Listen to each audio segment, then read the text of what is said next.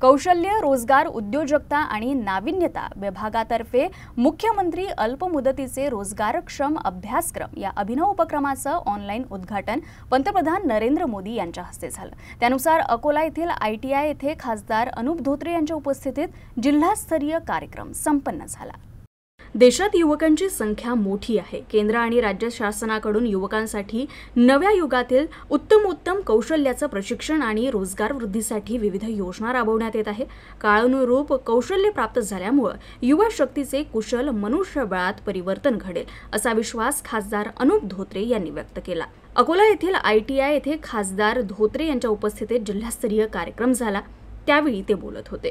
खासदार धोत्रे म्हणाले की युवकांचा कौशल्य विकास तसंच आर्थिक स्वावलंबनासाठी कर्ज हमी प्रोत्साहनपर योजना केंद्र शासनाकडून राबवण्यात येत आहे।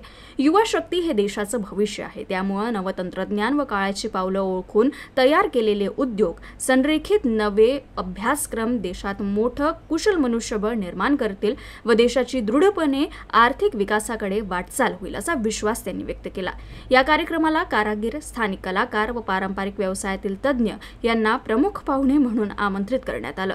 विश्वकर्मा लाभार्थी ज्ञानबा तुकाराम बळकार यांच्या हस्ते वर्ग कक्षाचं उद्घाटन झालं। उपक्रमाद्वारे कौशल्य शिक्षणाचे विकेंद्रीकरण करण्यात येत असून अभ्यासक्रमांची निवड स्थानिक मागणी आणि जनहिताच्या आवश्यकतेनुसार करण्यात आली आहे।